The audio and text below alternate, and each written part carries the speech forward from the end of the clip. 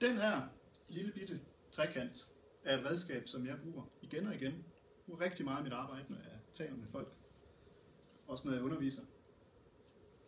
Hvis man skal ind i en forandring, hvis man skal have et mål, så er der 3 faktorer, der skal gøre sig gældende, og som også er vigtigt for jer, at I prøver at gøre jer bevidst om derude.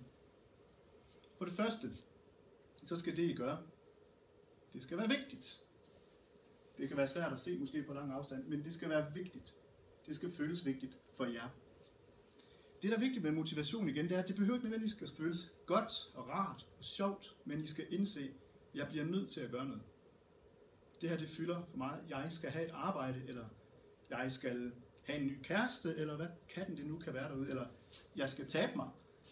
Der kan være rigtig meget, det skal føles vigtigt. Er det vigtigt, så oplever jeg også, at der kommer den her parathedsfølelse. Jeg er parat. Lidt ligesom den der, nu skal vi på ferie. Det er kun 5 dage til. I kender følelsen af, at man næsten ikke kan være i sig selv. Der skal bare ske noget. I har slet ikke tid til at høre på mig. I skal ud og gøre noget.